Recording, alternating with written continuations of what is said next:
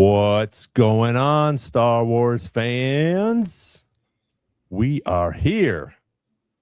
How is everybody doing? And I need to I'm gonna try this now. Hello there.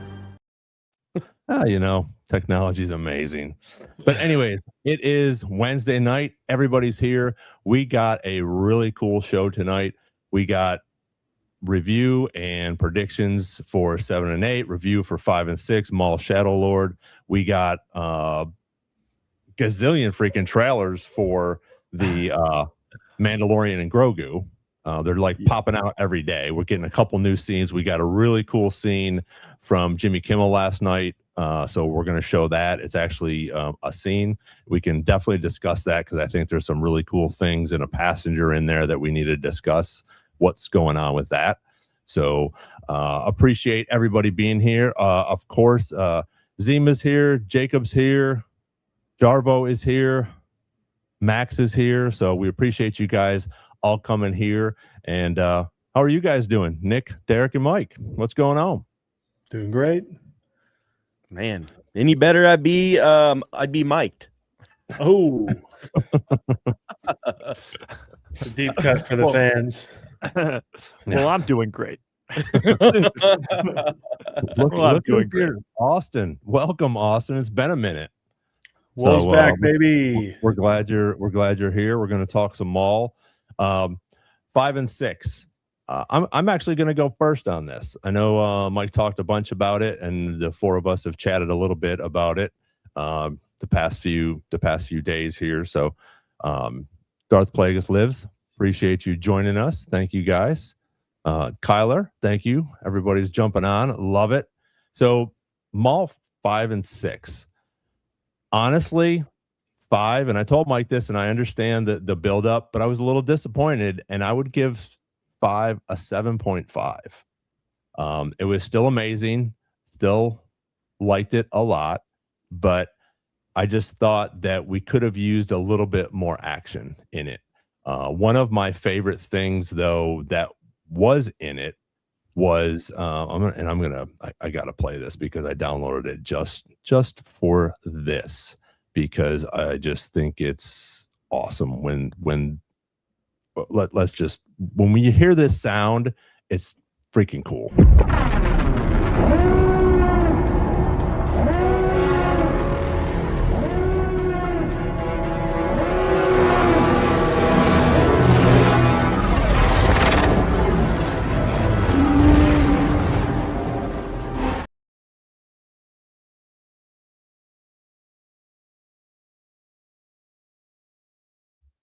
All right, I'm back. I got muted. Anyways, when that sound came on, I got goosebumps. That was, for me, that was almost the best part of the episode. It did give us information. It did give us a little backstory on Morok. It gave us some other backstories and different things, and we're still building on characters, which is great. But for me, it was a little disappointing just because I was expecting like action from top to bottom, and that's what we got in 6. So that was amazing. So 6 I would definitely give a 9.5 to, maybe a 9.8. I thought that was great. The two lightsabers, with both double-bladed lightsabers battling with Morok and Maul. I mean, it really doesn't get any better than that. I actually have that. Maybe we'll play that later, but I loved it. And I know Mike, you had said something too, and I was just like, we're just on the same page. When he starts it up and just starts his spinning, and then Maul's like, hey, I'm the GOAT. Watch this, and he doesn't do any mechanical stuff. He just spins the shit out of that thing. And so that was awesome. So again, I'm loving this whole series. I think it's just going to get better this week. I know we're going to get into some predictions, so that will be really cool. So I'm going to give the floor to you guys. What did you guys think about 5 and 6, Derek? Ooh. So first take on 5, I was the same as you, Ron. And then 6 also, like 6 was just amazing. It's the best episode so far, I think.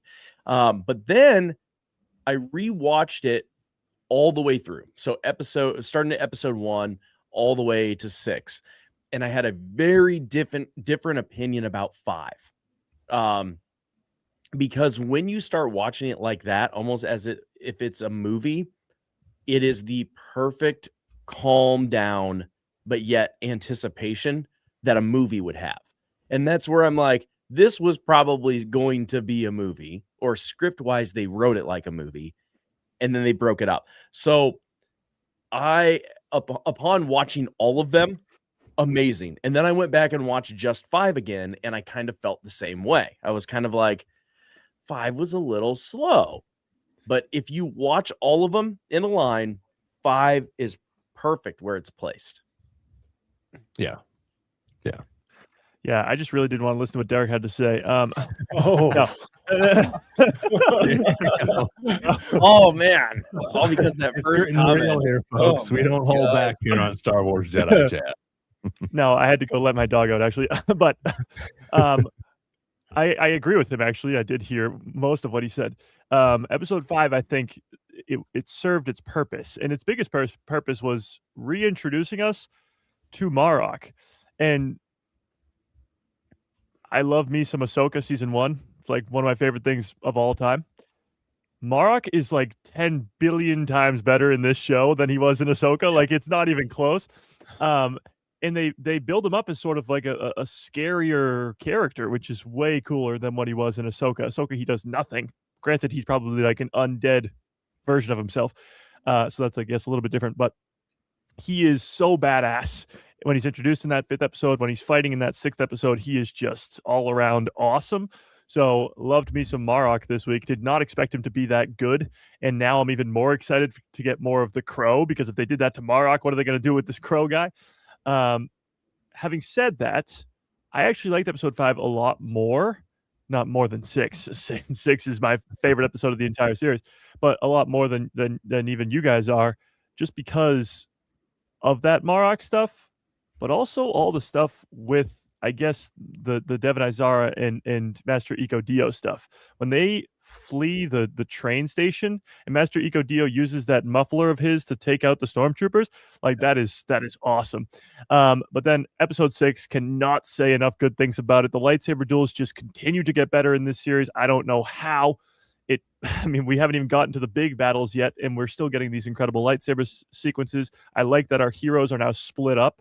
Master and apprentice split up, father and son split up going into next week. And Maul is with both the son and apprentice of our heroes. So what is he going to do with that? What's he going to do with Riley? Like, what is he going to do with this kid? And of course, he's got Devon in his grasp. So yeah. And one thing I would like to say about Marok too, when I was watching it the whole way through, it was because I was at my tech center that I run, and the kids were like, they wanted to watch it. They were like, "You've been talking about this, let's watch it." And these are kids that are like not Star Wars kids at all. And when that happened, and when he appears behind him, they lost their minds. They're like, "Why was that so creepy?" I was like, "It was perfect." Yeah. Yeah, I agree with all you guys in different ways. So when I was watching 5, I didn't like not enjoy it maybe to the extent that like Ron and Derek, you guys might have. I for a fact think to myself, like, shoot, I said there wouldn't be any filler episodes. And I feel like I'm 10 minutes into this one and it feels a little possibly fillery. I got over that pretty quick because I got a hot take for you. I think it's got my favorite ending to an episode so far. I did not expect Devon to go to his house, and Master Dio to be in his house. I was like, wow, that's a nice little thing. And the reason why I was pleased with it is because I knew 6 was there in the queue. Yeah. Okay. So like if it would have been one episode a week, I probably would have felt differently.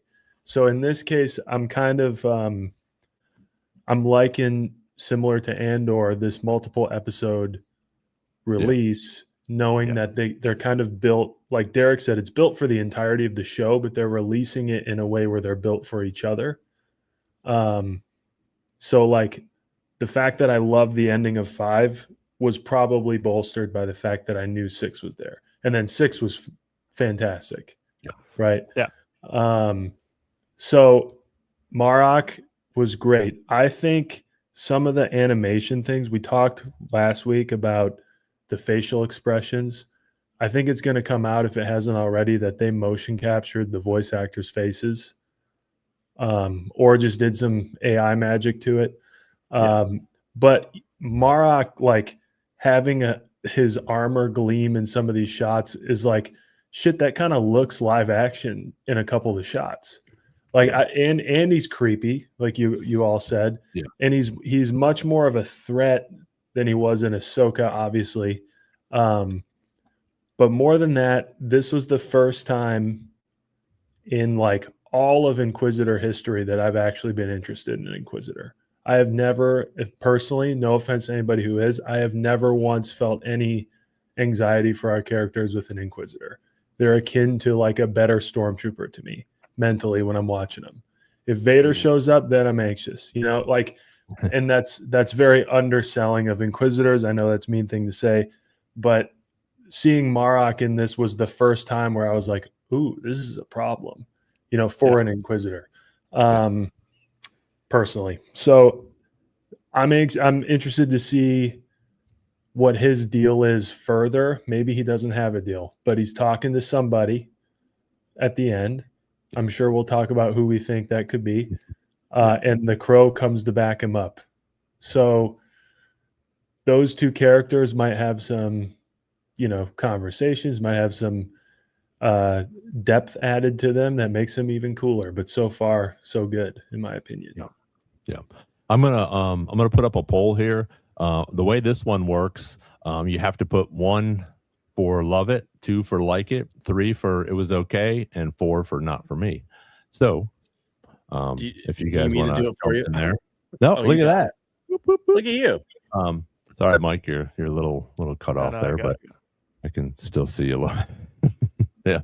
Whatever Mike is doing. Remember, Mike, why were you laughing when Nick was talking? I don't know why Mike was laughing. I don't know. There was something weird going on in the chat. No, I do want to bring up something that none of us have actually mentioned yet, and what I think probably the most important thing that happened in this week's episodes happened in episode 5, and that was when Rook Cast goes into that like broom closet and talks to the 2 Mandalorians, and the Mandalorians are like, "We didn't sign up for this." And they are starting to have some cold feet with our good pal Maul here. And they're like, the Empire's here. We didn't sign up for this. The credits aren't going to be rolling anymore. That's all we care about. So, I mean, we do know where Maul ends up, by himself on Malachor 5. Everybody turns on him at some point. Everybody leaves him in the dust at some point. These Mandalorians might abandon him in this season, or maybe even in season 2, but they're planting the seeds of that. They didn't have to give us that scene at all, but it was extremely important. And when we see him in Solo, it's not like he runs the Shadow Collective. It's like he runs Crimson Dawn. Yeah. You know, as far as we know. It's not like he runs the Pikes and everybody else that we know of, you know. Exactly. So. Yeah, and I think that's going to be interesting. And you definitely bring up a good point, Mike. You know, is everybody going to just like bail? Are they going to, you know, hang out, possibly get killed, get mic'd, you know, or are they just going to leave because they don't have any money rolling in? Or is he going to start to get some more money rolling in as we go in through the next few episodes and figure that out? Because there's still a couple scenes that we have seen in the trailers that we haven't seen yet. The biggest one, I think, for all of us is going to be when Maul's hurt. And what happened to him at that point? Is that when he loses his posse? Is this towards the end? Is that going to be the cliffhanger, or is something else going on? Hopefully that won't be it. I think we need a bigger cliffhanger than that, but I think it'll be interesting to find out how he gets defeated. Is it, like you said, coming in from, you have the Crow coming in. So that's why I don't think whoever we see or whoever Marok is talking to, I think we're only going to get an image of them in the whatever the shadow thing, whatever that is there. I forget the name of them. But for that, I think he's gonna, like Nick said, I think we're gonna see, or Mike, we're gonna see the Crow come in and back him up. 2 people are gonna come in. I think at this point, Devin is definitely gonna be on Maul's side fighting if something else comes up. But I think we're going to see the Crow come in, back him up, and then we'll see what happens, whether it's Maul or if it's Darth Vader or Palpatine that Morak was talking to. But thoughts on that? Sorry, did you say that who he's talking to? Who you think he's talking to? No, I think like just where do we think Morak's going to with the Crow coming in? Do you think that Devin is going to stick with Maul and sort of stay on his side? And what do we think of Iko Dio too? I mean, we don't know what's going on with him. He's got I don't think he's got much longer. He's been alive. He's been alive much longer yeah. than I expected. Same. Yeah. I thought this was the one where he's mic'd. I thought this was the batch. Yeah. His life expectancy for me was like 1 episode, and he's well surpassed that. His life expectancy for you was the part of those preview clips that they didn't show. Yeah, of the first episode. Exactly. But having said that, I've kind of flipped completely on my head with Master Iko Dio. I think he might actually live till the finale, or maybe even the final 2 episodes, because they're going to use that death as sort of the last thing. And right now they're already split up. So maybe he could die next week if the Inquisitors show up, but maybe I still don't think Maul's going to kill him. So it's going to have to be the Inquisitors, and they could be saving it for the finale or the end of next week to set up the finale. Either way, his time is running out. Okay, he's already living off of borrowed time. His time is running out. Yeah, for sure. And that's just it. We got 4 more episodes left, and that's it. So we're going to close this off. And like you said, Nick, it's going to be really cool by the end of this, because we know there's a season 2 already, but we don't have that in the queue. Yeah. And that's what's going to stink. We're going back to, possibly waiting another year for that. I don't think so. I think when Sam talked about this and said he had already been working on it for a year. I mean, Mike, what was that? 6 months ago? Probably. No, that was a year ago. Yeah. So we're like 2 years into this. So it's, I think we might get it sooner than we think, which would be awesome, because right now the only thing we have next year, well, we do have Celebration, but I think we might get that at, February, March would be really cool. Mm-hmm. I think we will get it by this time next year. Anybody who's in the chat watching Invincible, I just finished season 4 of Invincible today. I mean, it was awesome, but cliffhanger ending.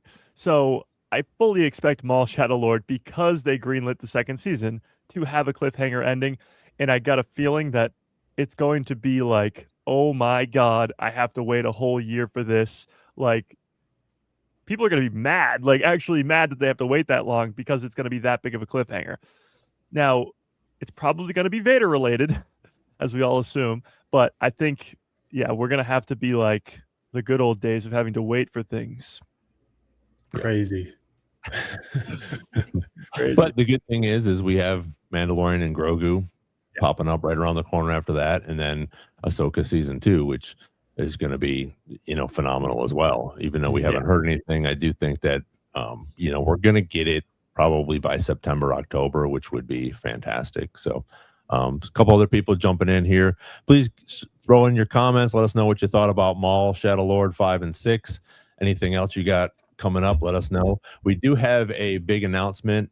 We announced it yesterday on Mike's channel, so hang out for that for a little while. We're going to talk about that. It has to do with Mandalorian and Grogu, but we are talking about Maul Shadow Lord right now.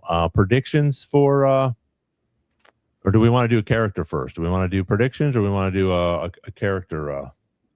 Nick, what you think? Up to you guys. Well, I want to talk about first who the hologram is, because I don't think it's Vader at all. I'm fully off the Vader bandwagon completely. I don't think, if it was, they'd show his breathing. You would hear his breathing. They'd give us the Imperial March. They'd do something to signify that is Vader. If they wanted people to go, oh my God, Vader's coming next week, they would have. You just simple as that's it. All we needed. But they didn't give us that. So I don't think it's Vader at all. Who do you guys think he's talking to? Somebody had a good thing in the chat. Sorry, Nick. Somebody said something. Is it, and I don't know who gets called Lord and who doesn't, and we know Lord Vader, we know Palpatine, somebody said something, maybe it might be the Crow. I don't know about that. I think it was sort of, and I tried to pull up a picture of it, but you really can't tell. I think if you watch it, you can see a little bit of a cloak. So I think it could possibly be the Emperor. Because again, he's the one that sort of is as much as Darth Vader is like in charge of the, Inquisitors, Maul and Palpatine have history. And Palpatine, is probably like, this is a thorn in my side. You guys go take care of this. See what's going on. And then somebody calls back. And that's my thought. But again, it's Star Wars. So we could be completely wrong. This could be somebody that we have no idea is going to pop in there. Yeah. Well, the thing with it being Palpatine too is, like you said, their history together. But in the trailer, Marok says the Emperor wants you dead, and the Empire is sent there because they have a picture of Maul's face. Mm-hmm. They know who they're coming for. It's not like a surprise. So they sent Marok to confirm this information, and then he confirms it. My lord, Maul lives, and he's more powerful than ever, or whatever he says. So it does seem like he's getting it from the top dog, but I don't really know if Palpatine's talking to those fools. Right. Yeah, I racked my brain on it. I agree with you, Mike. I feel like they'd have done the breathing. I also now feel like they would definitely not care in that case to withhold his audio, for whatever reason. My sense is that given like the examples of Palpatine never wanting to be known to be actually Darth Sidious, not even to his royal guards who are around him all the time. In current canon, if anyone sees him use powers, he kills him. So I hesitate to think he would just directly deal with Marok and not like a Grand Inquisitor or something. I don't know. Do they call the Grand Inquisitor my lord? I doubt it. Never heard it before. Are the hierarchies with Inquisitors like really personal to where if like Marok is learning from the Crow, like I don't know how that works. My bet is still Vader, and they're just leading us down a rabbit hole just because for those reasons. That's what makes logical sense to me. But I could see like it would be cool, as much as I just trashed him earlier, like if the Grand Inquisitor made another appearance in a show. Like we haven't really seen him using Kenobi, but kind of,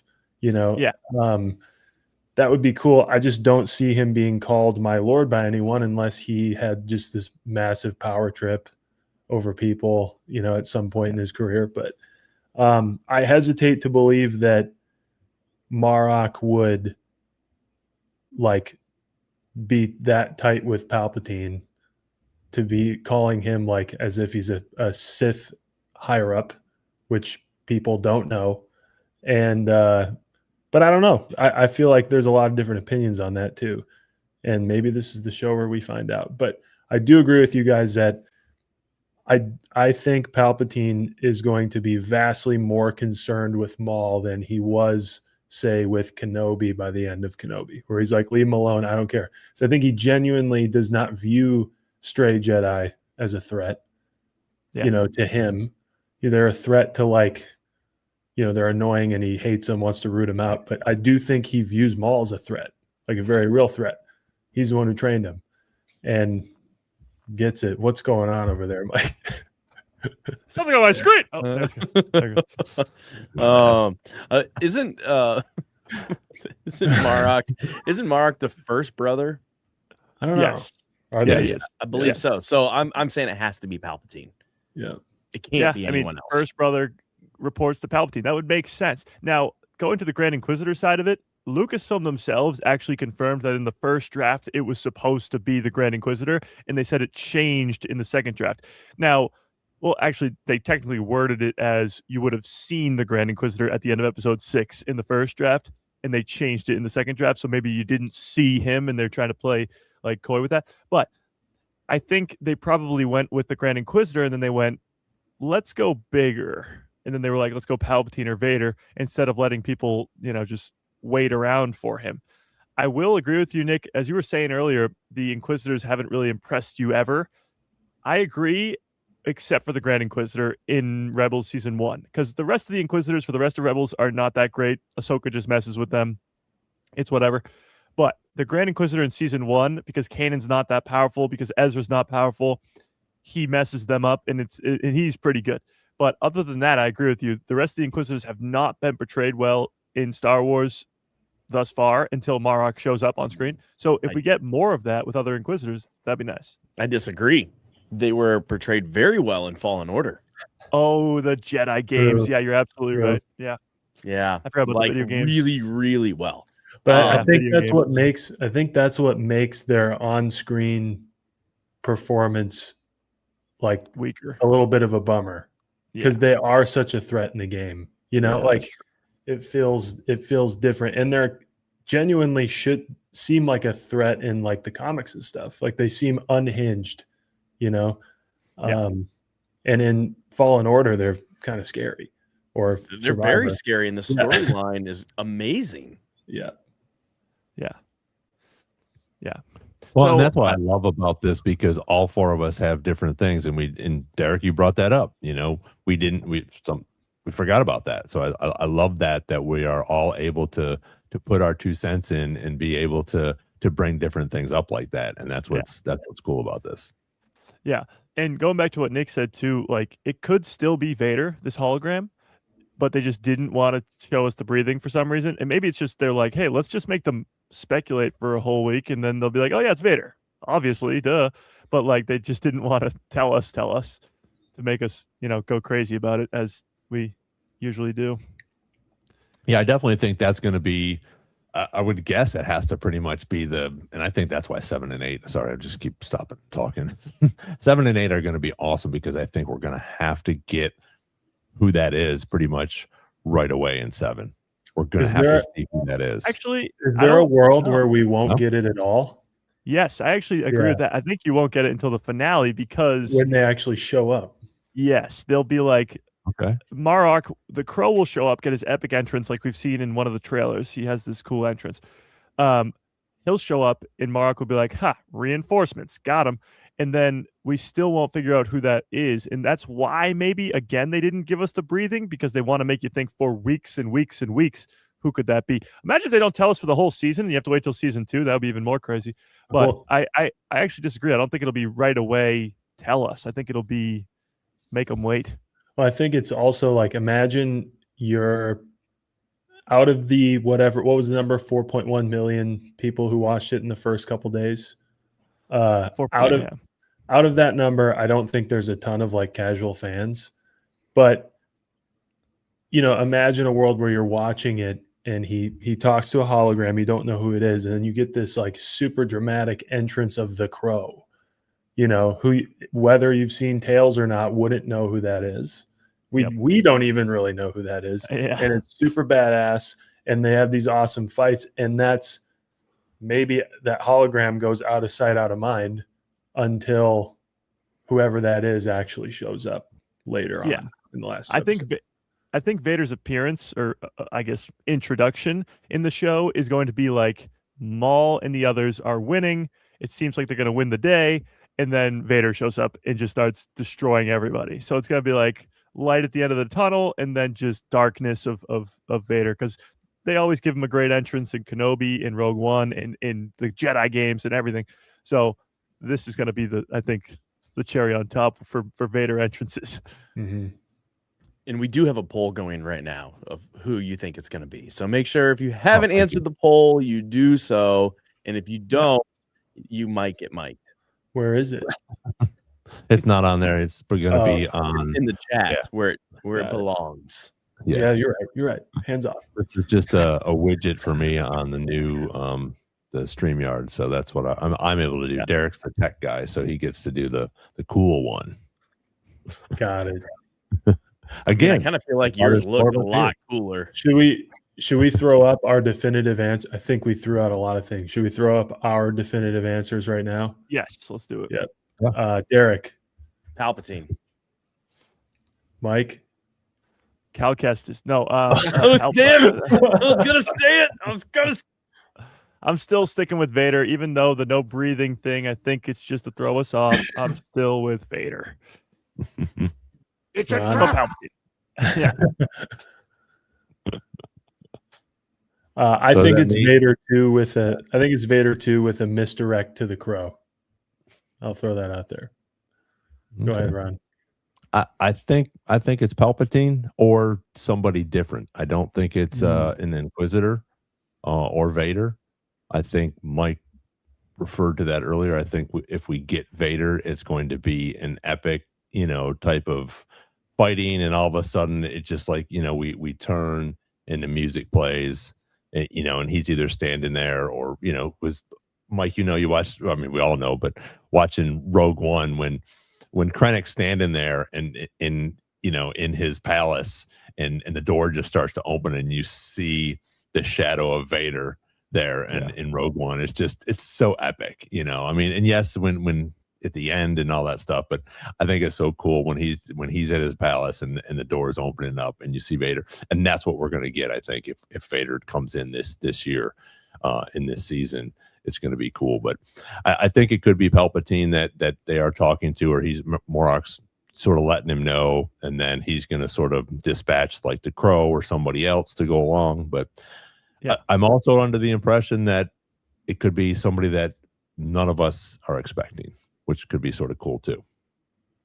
Well, one more thing on that, Ron. We watched the Star Destroyer come overhead and the alarm going off, and how great that entrance was for a Star Destroyer. Imagine how great the entrance is going to be for Vader. Like, it's going to be next level. Yeah. Mm-hmm. Yeah.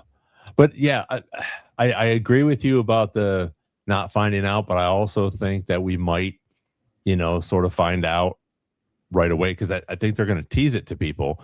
Again, we have to remember that the critics and everybody that saw the first 8 episodes, they were already at a 96, I think, when it popped up, and everybody, the critics were at 100, but the people were at like 96 or 98, and it's gone down a little bit since and I think that had a lot to do with 5, as much as we all liked it, and there was, but even the normie fans were like, oh, this is a little bit slower. Again, it was a great build up to Morok, but I think that they saw those first 8 episodes, everybody did, and was like, oh, this is amazing.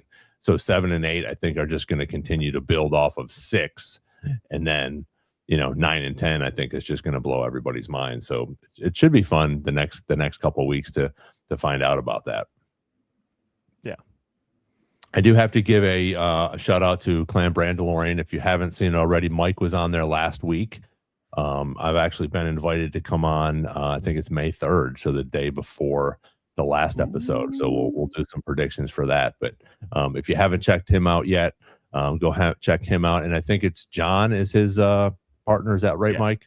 Yeah. So go check them out. They do live on Sunday mornings at 11 a.m. Central Time. So, and Mike was on last week. Great episode. Go check that out. Yeah. So while we're still talking about Maul, what are we 33 minutes in? Let's talk about, I know we talked a lot about Morok, and I think we might do that another time, but let's talk about a character that we got this week. Do you have have that pulled up, Nick? Let me throw that up. Okay. He's been a potential candidate for character spotlight for 2 weeks in a row. So yeah, I thought week 3 is a good time.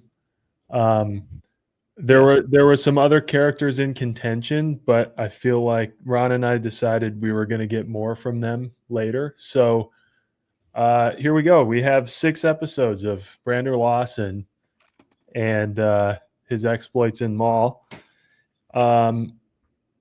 We're kind of learning, especially in the first couple of episodes, we're kind of learning where things stand in a way through him a little bit, especially if anyone needed reintroducing to Maul. And I think we've all been like kind of surprised and very intrigued in Detective Lawson Captain. or Captain Lawson? Captain Lawson's behavior and choices and background. So take it away, guys. What do we think so far? Especially, now I guess we're talking mainly 5 and 6, but throughout this whole thing. Derek, you got I think he's going to be in a lot of trouble. Like a lot of trouble. Mhm. And I love his character. I think the character arc that he has going on is so great, and it's going to build into his wife or ex-wife or whatever she is. That is going to be a huge part of the story as to why he doesn't want them there, obviously. And I think part of his story, I think his son is going to turn him in. Mm. I really have a feeling that his son is going to be the one that turns him in, or like, he's gonna side with his mom because his dad kind of left him hanging. So he's gonna get arrested, or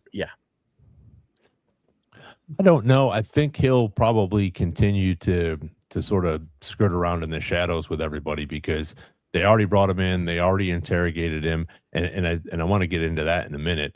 But I really like the way that they are portraying him as an officer. I mean, he's drinking the coffee all the time. He's got the coffee on his desk all the time. I think it's almost like you're combining Law and Order with with Star Wars at this point with this guy. We have a new guest, and what's her name, Mike? Oh, her name is Boo. Hey, Boo. Boo. She never comes downstairs, and for some reason, she left. Oh no! She says hi for like 2 seconds, and then she's gone to sleep.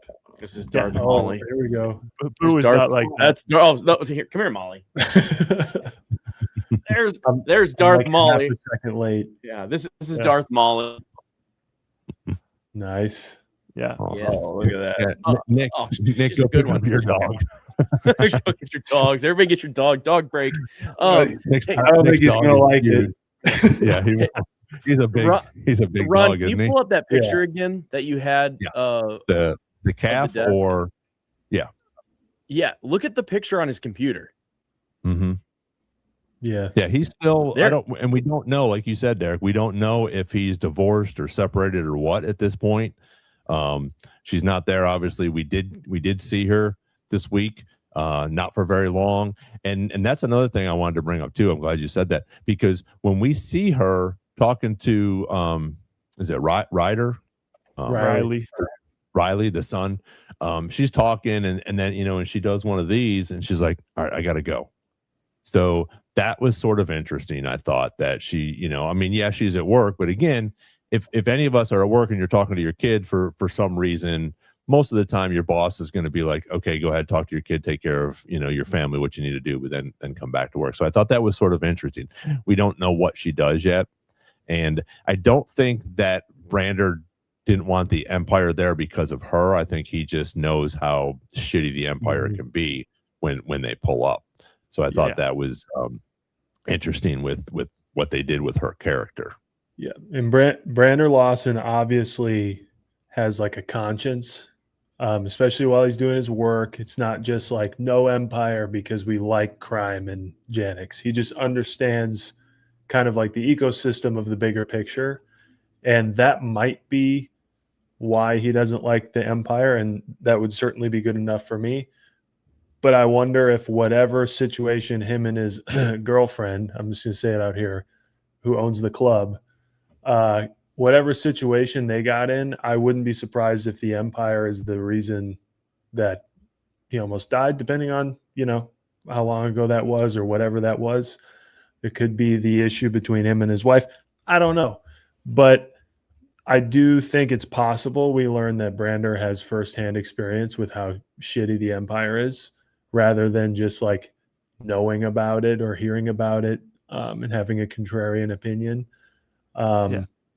But, we're also seeing adjacent to Brander, Two Boots kind of maybe changing up literally only when he gets told he can't wear his boots. Yes. So we have a long way to Absolutely. go. We have a long way to go with him fully turning around. But yeah, I think he is one of the more interesting characters, even though he's not like a Force user or whatever. I do like the little lore nugget of Uncle Docky telling him, like, I can only describe what happened to us as a purge. And again, with the facial expression, Lawson is like, what? Like, what the hell? Like, I didn't know that. You know, I like those little nuggets that they're given, and that he's willing to, you know, the second that stuff goes down, he's like, okay, we're in this now. And like Derek said, he is in big trouble. Yeah. Deep doo-doo this time. Deep doo-doo this time. Yes. But no, I love the character of Brander. Honestly, what I didn't think was going to happen this week was he sort of be the spotlight, ironically. Because Maul is barely in his own show. It's the Boba Fett treatment. we said that might happen. Yeah. I mean, because a lot of this stuff, he didn't call the Empire. So the Empire's not going to be happy about that. And now I think Nick hit the nail on the head with the Two Boots situation. I think at some point the Empire is going to catch up to Daki and Brander, who are now split up from the rest. And Two Boots is going to have to make a decision to help out Brander or to help out the Empire, I guess. And the funniest scene of this week was when he's like, see, the Empire's not so bad. I think come to the end of this, Brander Lawson will, he'll come around to the Empire, and then his wanted sign pops up on the back. Yeah, right behind him. Well, and like that's such a cool moment for other reasons too, because like Two Boots is basically regurgitating like Imperial propaganda of like why it's so understandable that the Empire can just sprawl its power everywhere so willingly. It's the same we see in Revenge of the Sith. Everyone thunderous applause, right? What he's saying is like technically true. They're giving us so many resources. They're helping us with everything. They're taking it over. And Brander's like the only one. He's with the audience like, man, and again, like he was describing Maul to the audience through his investigation, now he's describing the audience's feelings on the screen. Every Star Wars project has someone who's representing the audience. And it turns out it's Brander Lawson for this show. So, well, to that point too, like in not this week's episodes, but the week before, when Two Boots was like, "Oh, when the Republic was around, we just called the Republic and they'd send a Jedi, and now the Empire's around and they just send an Inquisitor." It's the same thing, right? Like that's sort of the logic that a lot of the galaxy will see it as, though, because most people have their own lives to worry about and all this other stuff. Like, I think it was in Andor, I believe, where there was like the people on Coruscant, they're like, oh, Empire, oh, maybe it was Ahsoka, actually. It was something where we were on Coruscant and the people were like, New Republic, Empire, it doesn't matter to me. It's just the next government.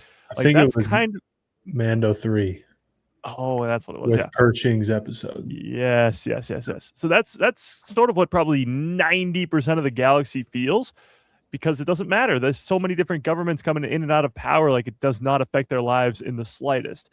But that's the 10% is what we focus on, I guess. Mm-hmm. Those are our characters. Jedi Jarvo had a good question. What do you really think happened to the chief? Oh, she's dead. She got mic'd. Yeah. Mic'd 100%. Mic'd with a giant red lightsaber right through the head. Yeah. So while we're talking about this, I do want to play this. It's a minute and 12 seconds, but I want everybody's opinion on that because it's a perfect segue into that. So we're gonna watch his interrogation.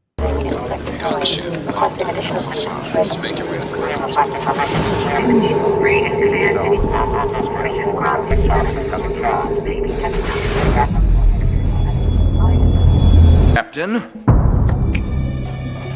Wait, Let's go. where's Glyce? She's been transferred permanently. I'd advise you to be more forthcoming than she was. Tell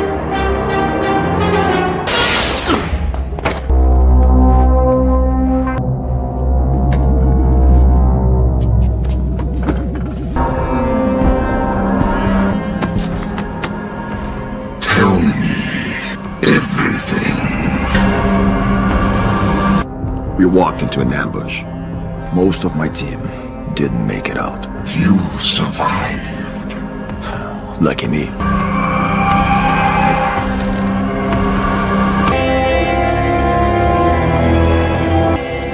Can I at least get a calf? Captain, you're free to go.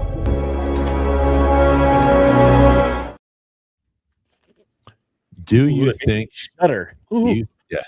Do you think that he gave it up freely, or do you think that Morok like dove into his mind, or do you think that he just said, "Okay, this is my moral compass. I have an idea of what happened to my chief.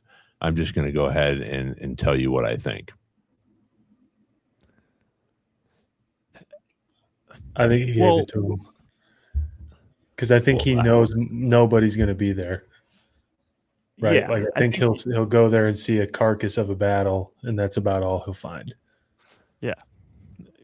The thing in that, what I sort of gathered from that interrogation was Marok figured it out because of the information that Brander gave him. Like he knows that there's Jedi or somebody helping Brander just from purely the line that he says where Brander's like, "I made it out, lucky me," and he's like, "Yeah, lucky you." Sure. You obviously had some help and you're not telling me things. So I think he figured it out. And then he goes to the crime scene, sees all the lightsaber marks. Does he have the Force Echo? Maybe. But he clearly sees that there's multiple lightsabers going on here and that there's more than just Maul on this planet. And it is, I guess, a testament to how powerful Marok is and his detective skills, I suppose.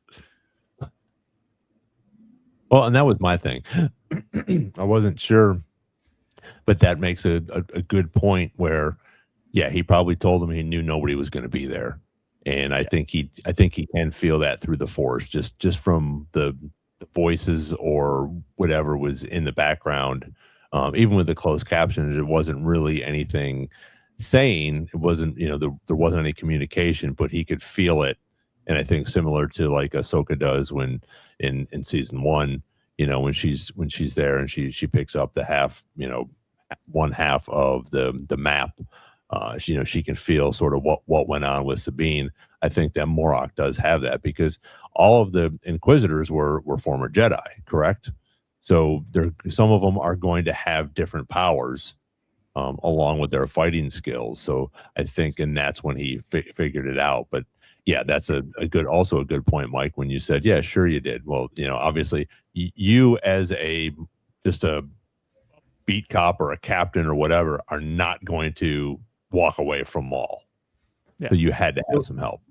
So also, I don't necessarily, I recall like a response team to the whole thing, right? Like when it all went down, it wasn't like he's the only one who made it out. There were even more, backup that showed up eventually and like took him out, right? Which if the Empire's taking, it's not like Brander Lawson made them like all scrub that event from history. And I think Two Boots like reported him shortly after. So like the Empire would have access to, this is the location of whatever happened. And to your point, Mike, like he's already figured it out. Like, why did you live if you're the one who went after him? Like, what's the deal there? But I think, now that I think about it, they probably already know enough to go check it out. But Marok is the one who figures out that there's something more. And Two Boots might have freaking told him where everything was, like once he's turned back on, like this is where they went, but doesn't know about Jedi or anything like that. Yeah, that's true. Yeah, that's pretty. Yeah, and I just thought that was interesting with his character, because again, I think he is the moral compass in this whole thing. Even though he was a bounty hunter, so he has a little bit of that. He's got some street cred, from that side, the criminal side, obviously. And I think also, once we see him go in and talk to was it Rena Saul? I think that's pretty interesting. That character there. Let me just bring her up right here.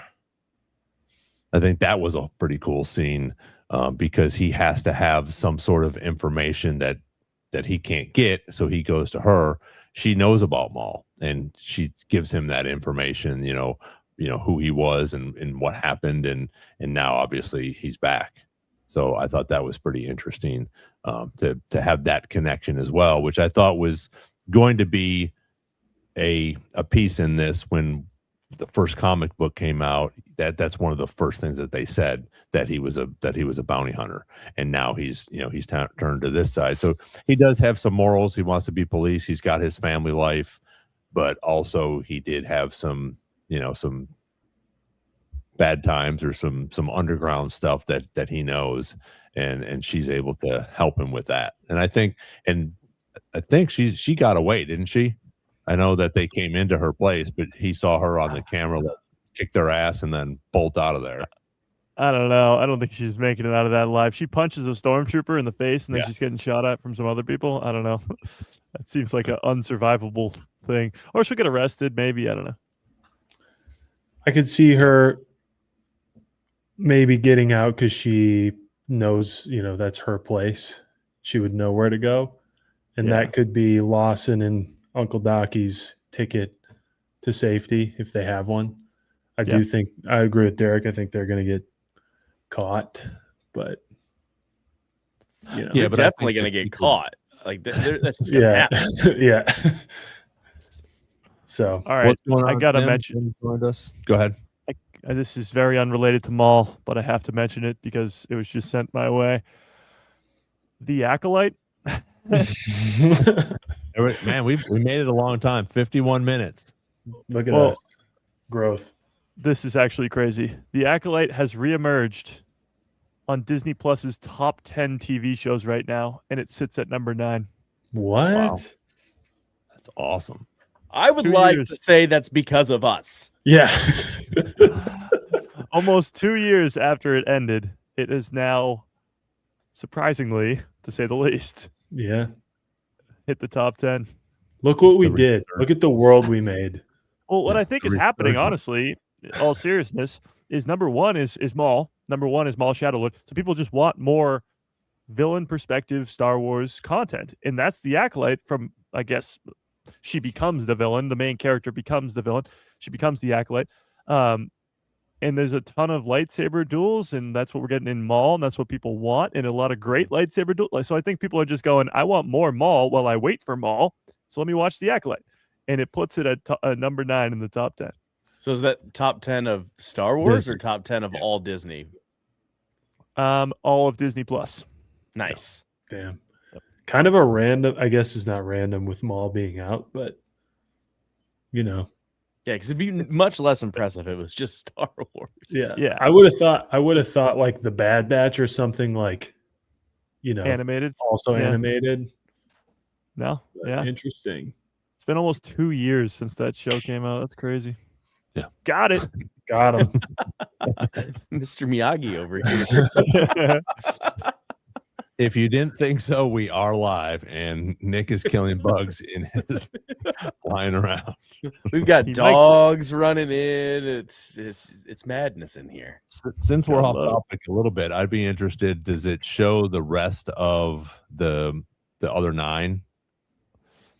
Well, yeah. I mean, it's Maul, Shadowlord, Daredevil, because Daredevil's getting a new episode actually today.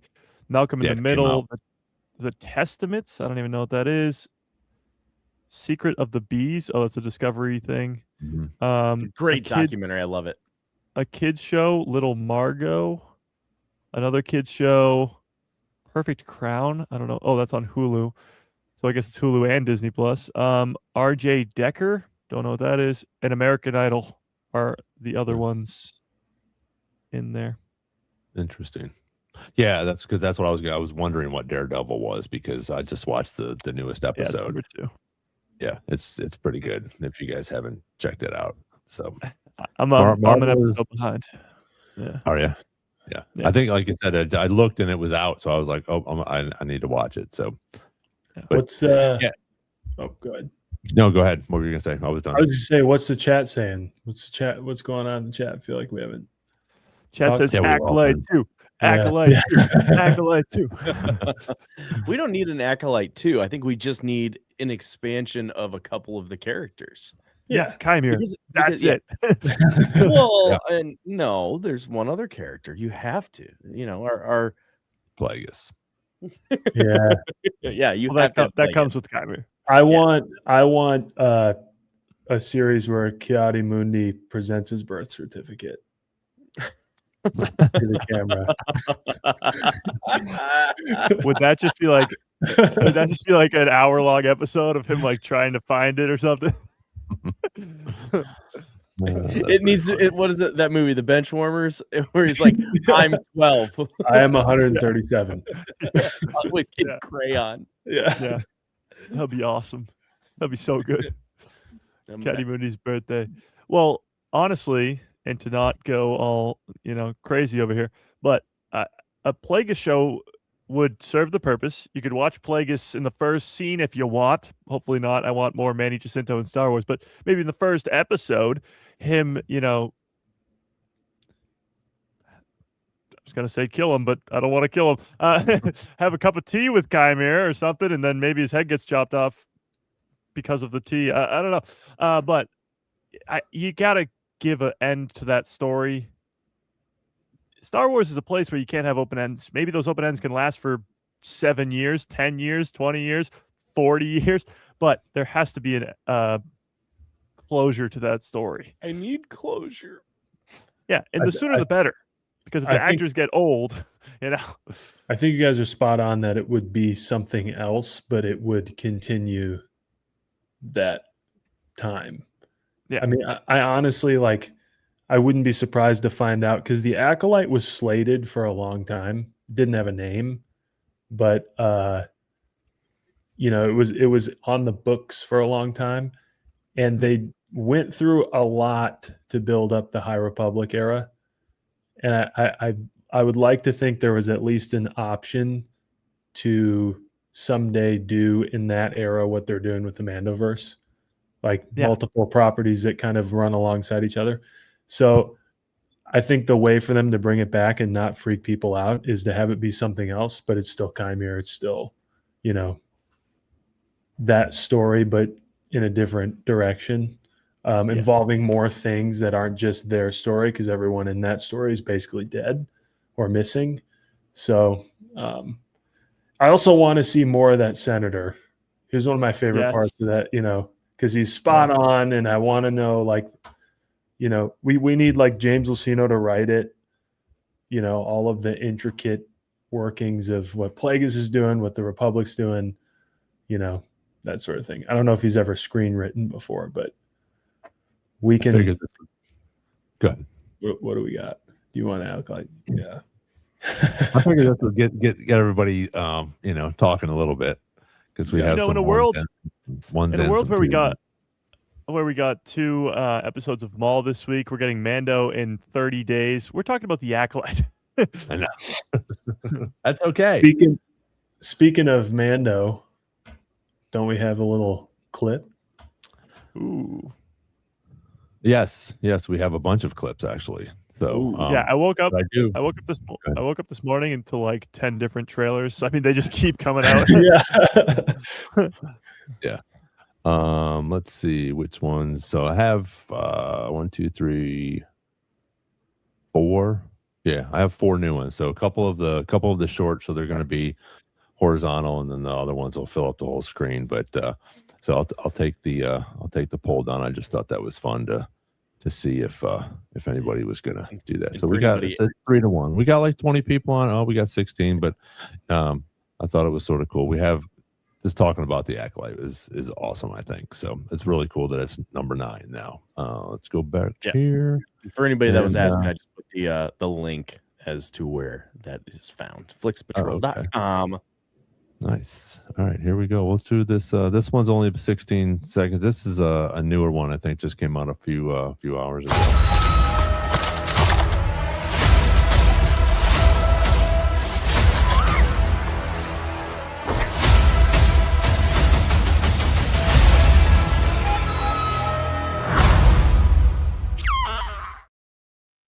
Nice.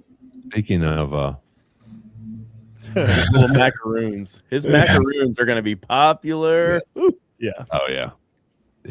I mean, they're doing so many collab things. WrestleMania this weekend had Mando involved. They're doing a Mando Burger King stuff. Like it's just everywhere. American Idol, like it's everywhere you look is Mando now. It's awesome. Yeah, they're really kicking into gear with the social media, and we knew they would. I was hoping that maybe it would have been a little bit sooner, but now they're just like you said, Mike. It's just every day. It's just more and more and more coming out, which is pretty awesome. This is a newer one too. This is 30 seconds. Let's watch this. You ready?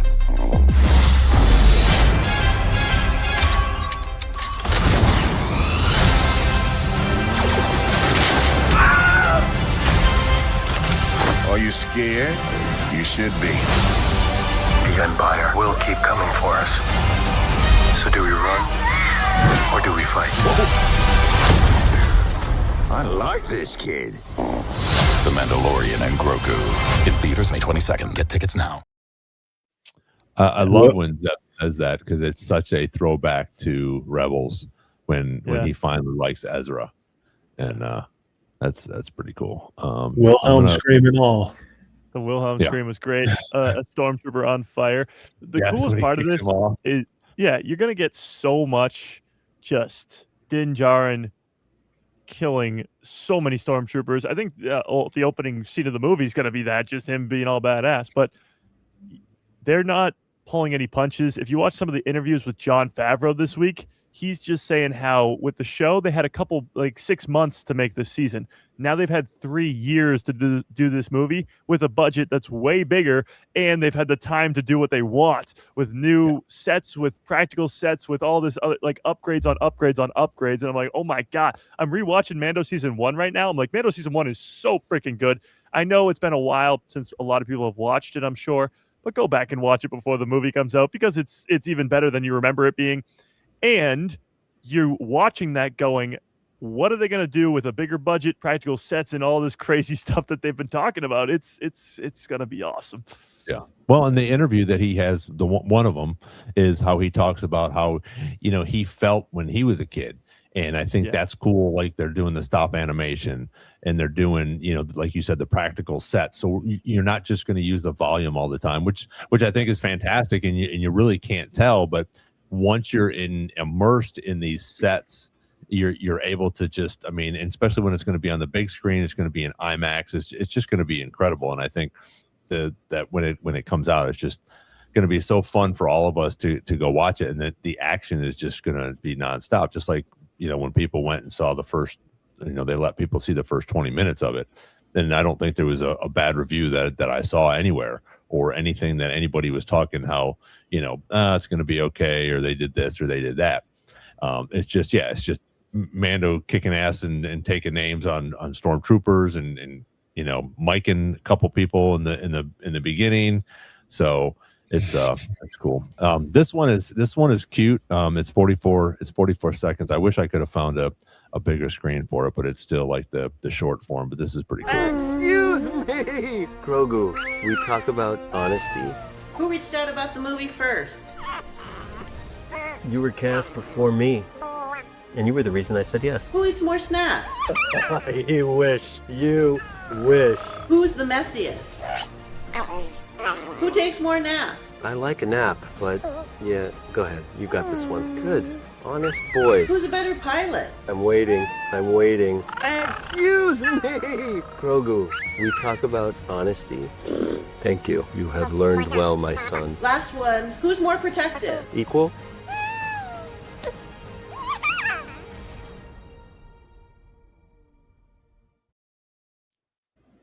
Great. I'm a 59-year-old man, and that just makes me smile. It's so cool. Though they have developed those characters so well, and I know we talk about it, and Mike's talked about it, and he likes to do that to a lot of characters, but they do all end up dying. But when that happens, when whether it's this movie or throughout, sorry, Mike.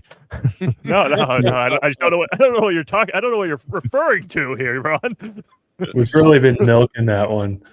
We need like a video montage of all of the people who have been unalived in Star Wars but mic'd. But Well, just to that point, character we're just development. Yeah. no, to that point, we're just four 30-year-old guys just looking at a cute little child, just and laughing. But no, like the coolest part of that was there was so much risk involved with creating Grogu in season 1 of The Mandalorian, making him a puppet.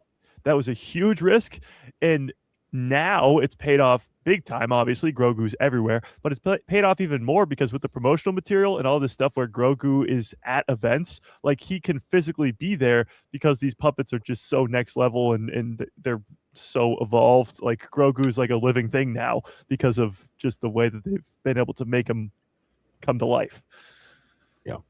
Yeah, and just the interaction like that, where him and Pedro are just going back and forth in reference to it.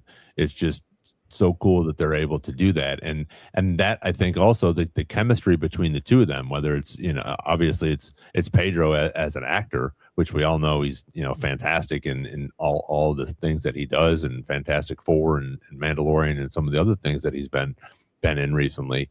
So I think that is going to like we've talked about.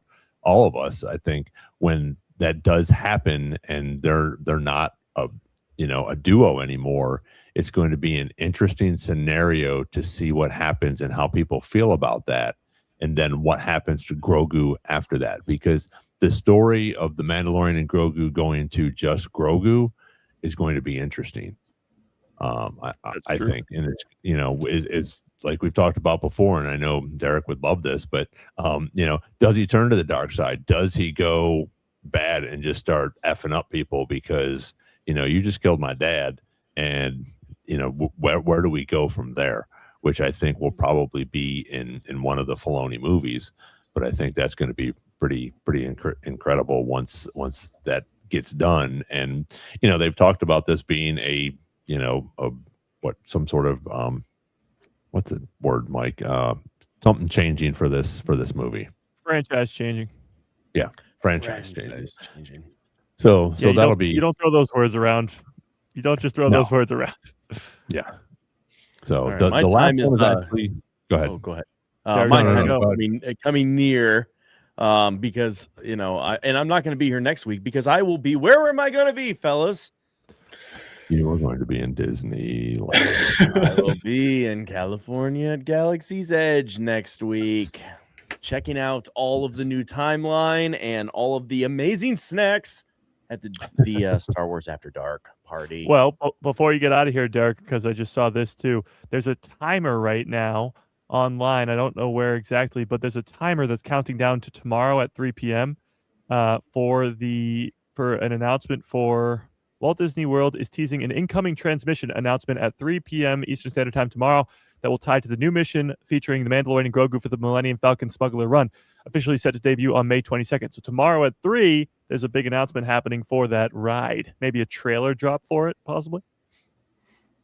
That would be pretty cool. A soft opening preview while I'm there. Ooh. That would be nice. Yeah, please take videos and send us videos so we can see what you're doing.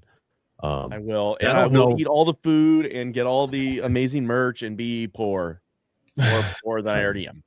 But at least you have cool Star Wars merch. Hey, they got cool new shirts of each movie at Galaxy's Edge now. You should check them out. They're like they're kind of like these, but they're each film poster. Well, they did just release all the food that they're going to have at the after dark party. So. Food. Oh, nice. Now, is that only in California? That is only in California for right now. California love. All right. I'll have fun. I'll be listening in spirit.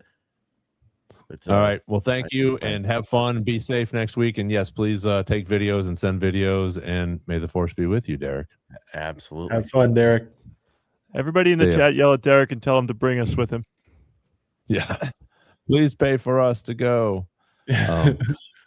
This last one that it's 47, and this was the trailer. No, I guess it's not. This is the actual scene that John brought last night to Jimmy Kimmel, and I thought that was interesting. And I think we should definitely need to talk about this as well.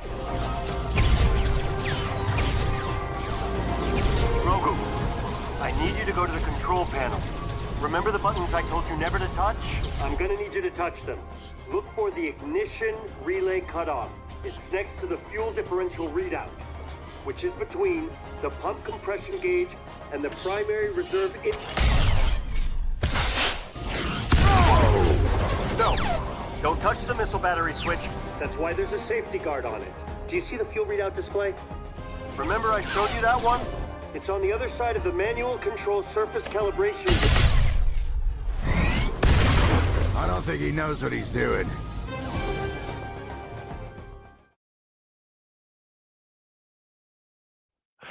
That's so This good. movie's gonna be so good. I don't know. I don't know how people are looking at this. Like, it's gonna have the comedic side of Star Wars that's always been there, and it's gonna have just insane amount of action. It's going to be what people, I guess, would have expected from just a spin-off Star Wars movie. Like, it's gonna have still the same action adventure aspect that A New Hope had, that The Empire Strikes Back had, that Return of the Jedi had, but it's going to be just not Skywalker characters, and that's sort of what we've been waiting for. Yeah, it's gonna be awesome. While we're talking about that, I'm gonna just throw them up here. Actually, I can put them up on the big screen, Nick. Hang on a second. We got it. Yeah, that's good. So these are cool. So these are some of the things. I know Mike talked about this yesterday. Some of the buckets and different things that are going to be at the different theaters. So I think that the top left, I think, is and the AT is are two of my favorites. And those. Well, no, it's cool because those are at the AMC theaters, which is where we're gonna be. Oh, yep. So what do you guys think about some of these things? I'm interested to hear what you guys say in the chat. Do you have a favorite one here? Are you wanting the Grogu one? Are you wanting the Mandalorian helmet? I think, again, I have a bunch of, just because I've been moving and things have been going on here. I found a bunch of my buckets from Rogue One, and I think one or two of the sequels that I had, and the cups that had the little figures on top of them and stuff. But I think these are going to be really cool because, again, like, even though the one in the middle there, it almost looks like a cereal box, that it's a tin. That those are cool, and they always do fun things like that. Go ahead, Mike. No, with keychain. It's tin with keychain. Oh, you can't forget about the keychain. I wonder how big some of these are, because it's hard to tell from just these pictures. Because, like, I have an R2D2 one from Revenge of the Sith re-release, and it's massive. So I wonder if, like, the first Grogu one on the left is, like, really, really big, because it's a bucket of popcorn. It's got to be pretty big. Yeah. That's we're all, hopefully we'll get some of you guys. I know we've talked about it. Mike is doing a live watch party at up in Boston, in person, an in-person watch party that will be live on Thursday the 21st at 7:30. Is that correct? That is all correct. Yes, 7:30 Thursday, May 21st, opening night, in-person watch party. We'll be there. We'll be there. Watching it on the big screen. IMAX was a necessity when we went into this. We have to watch it in the best possible format. And as loud as possible. IMAX, as loud as possible. So that'll be one more thing. If you guys haven't seen that, there's a this is cool. I signed up for this. Ooh. Yeah. So this is a great poster, but on May the 4th, they're doing a special event where you can go watch like 25 minutes of the movie. Oh, really? Yeah, I signed up for this, so I'm hoping to get in. That's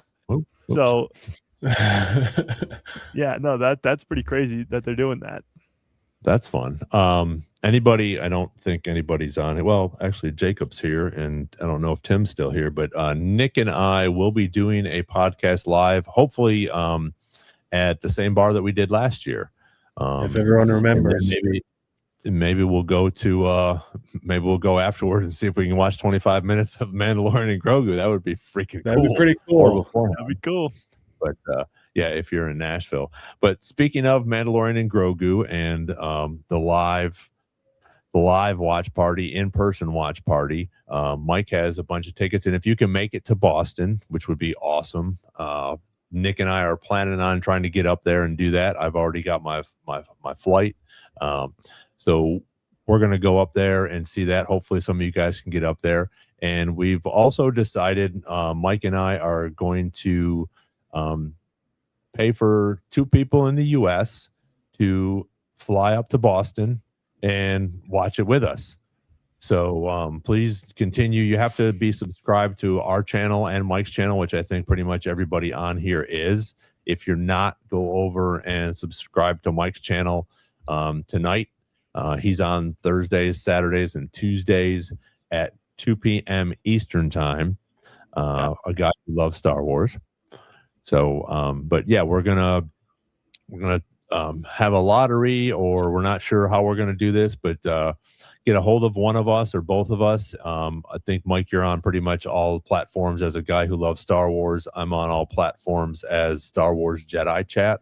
So Instagram, X, formerly known as Twitter, Facebook, TikTok, all those things there. Let us know if you'd be interested in coming up. We will pick 2 people to come up to Boston, and we'll fly you up there. You will have to take care of the hotel, but we will take care of your flight and your ticket. Yeah. So pretty much why we came to this decision was, well, first of all, we wanted to have an in-person watch party with just Star Wars fans in a movie theater. And obviously when it's Boston, Massachusetts, it's not everybody can get there, all that stuff, whatever. People don't live in Boston or near Boston. And so many people reached out to me immediately and said, Mike, I would love to come to this in-person watch party, but I live very far away or I can't do it because this, that, or the other, which makes perfect sense. I totally get it. That's why I didn't expect everybody to be able to come. However, if you can come, still free ticket for you as long as you can get there. But we were like, I get a lot of people are bummed out that they can't come because they can't make it, they can't fly, they can't whatever. So we were like, all right, let's do it. And Ron had the great idea to fly 2 people out, and that's what we're gonna do.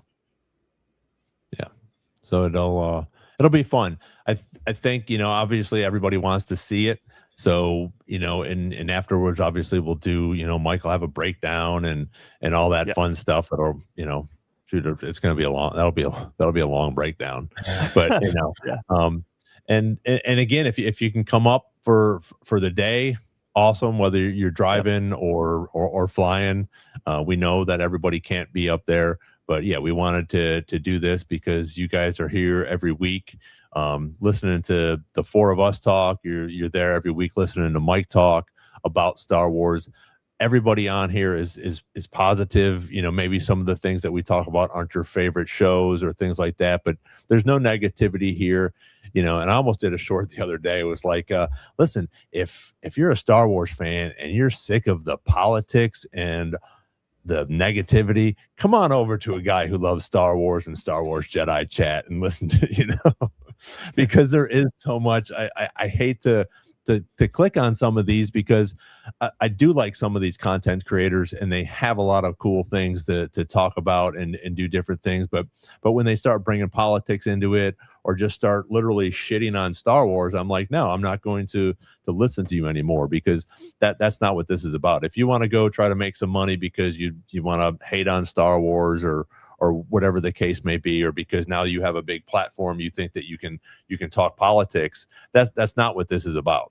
This is about something that George Lucas created almost 50 years ago that is amazing. And Dave Filoni has, and the rest of the, ILM and Lucasfilm and Disney Plus has continued to bring us, I feel like, in my opinion, and I think I can speak for both of these guys, some great Star Wars content, material, storylines, and we're just continuing to get it with the Mandalorian and Grogu coming up.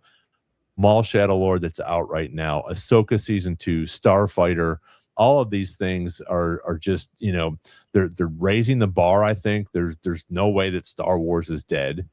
There's enough fans that 4.1 million people watched Maul. It's the #1 show on Disney Plus. right now, like Mike said, number 9 is The Acolyte, which is a Star Wars show that everybody shit on. We loved it.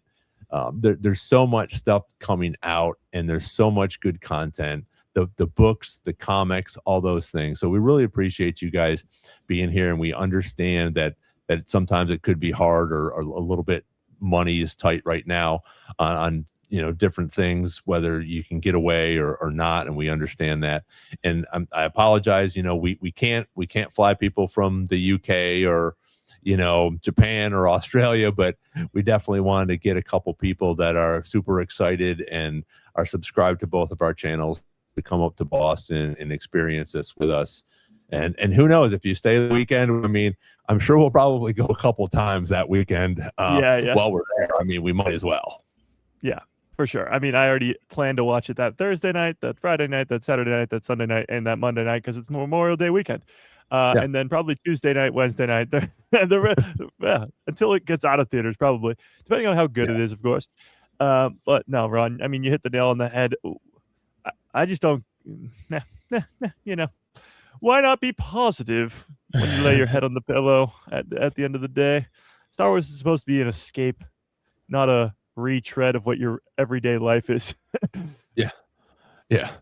And that's what it is. It's fun for us to escape to that and spend 40 minutes or an hour or 2.5 hours or 2 hours and 12 minutes to watch The Mandalorian and Grogu. So I think it's going to be fun for us all to do that and to be together, and also this is a community. Our podcast is a community. Mike's podcast is a community, and I'm so grateful for him to come over and talk about Star Wars with us each week, along with Nick and Derek and I. And it's so fun to have the knowledge, that Mike brings, the lore and the knowledge that Nick brings, and same with Derek with the parks and everything else. It's just everybody has their own little niche. And I think it showed up tonight on this podcast, even with some of the things where, Derek was bringing up games and we're talking about, Mike was able to bring up The Acolyte again tonight. So all of these things that we have here, Nick brings in the character reveal for us tonight, so we can talk about things like that. So next week, it'll be Nick and Mike for right now. Derek and I will not be on next week, but continue to please watch the both of our podcasts. We'll have some more information about the flights coming up and the movies the movie and everything else. So the tickets, again, like Mike said, if you can get to Boston, tickets are free. I'm sure we'll hang out. Yeah, I'm sure we'll hang out. So, but who doesn't love something that's free? But I do have to point out, Austin in the chat. Can we pull that message up? Which one? The latest one. Oh, no, the latest one. The latest one. Yeah, that means no one can say anything negative about The Last Jedi ever again. Exactly. That's the point. Exactly. True. Or The Acolyte. Yeah. No, it's not that you like can't dislike a Star Wars project, obviously, but it's more so having, just the respect of other people. Yeah. I can't even emphasize how many times we've gone into a comment section and just got eviscerated by people who just like you really say that on the internet? That's kind of crazy. And to Ron's point, both of your point, I've said this many times. Sorry to sound like a broken record, but this whole thing exists because Ron literally told me, I want this to be a place where no one's doesn't feel like they don't belong in Star Wars, right? Like that we can all get here and talk about it. We're interested in it. And there's a big difference between having an issue with a Star Wars project and talking about it and, saying why, or just shitting on it. And I think the big difference is whether it's genuine or disingenuous. I think there's a lot of disingenuous Star Wars hate, and that's the worst thing about it, because it's not really given a shot. It's not really given the same microscope that even originals weren't given. It's typically this disingenuous manufactured hate that creates this lens over everything that comes out. And I feel like here, even if we don't like something, like I know me and Austin may like The Last Jedi more than Ron ever will. But like we're not sitting here like killing each other over it. You know, it's crazy. I think we can all see points that we like things or dislike them. But the point is like we can sit here and talk about it. The chat can sit here and talk about it. We can talk with each other about it. And just enjoy it and kind of like live through this pretty unprecedented time of Star Wars stuff. Yeah. Like we're now, you know, the engines are running, horsepower's there. We're now pretty much seem to have something animated, live action series and movies cooking for the foreseeable future at all times. It's never happened before. Yeah. So we're in it. We're kind of like documenting our interest in it, and we can't be more grateful for the people in chat, which is why the watch party is a really big deal. So. Yeah, it's a huge deal. To that point though, Nick, me and Sam are doing our watch through. We're on the Mandalorian finally now. Looks like we might make it before the Mandalorian comes up.